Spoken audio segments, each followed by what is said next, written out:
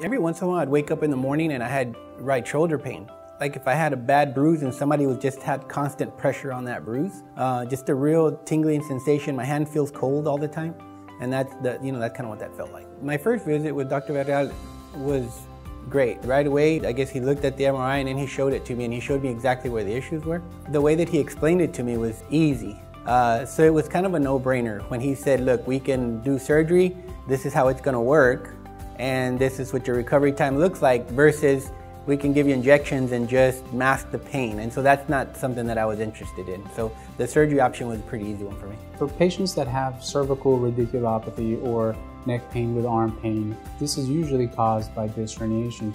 So this new technology in the past 10 years has come along called cervical disc replacement. It actually allows us to remove discs, so we remove the symptoms, but we can maintain some of that motion that's taken away in the fusion procedures with actually replacing the disc. This is a mobile implant that allows you to flex and extend your neck, as well as rotate and have lateral flexion as well, which is nice. And especially when you're treating two levels, like in Mr. Venecia's case, cervical disc replacement has actually been proven by high-level studies to be superior to a two-level fusion in range of motion, in postoperative pain, as well as the need for further surgery in the future to prevent that loading of the level above and below the surgical sites.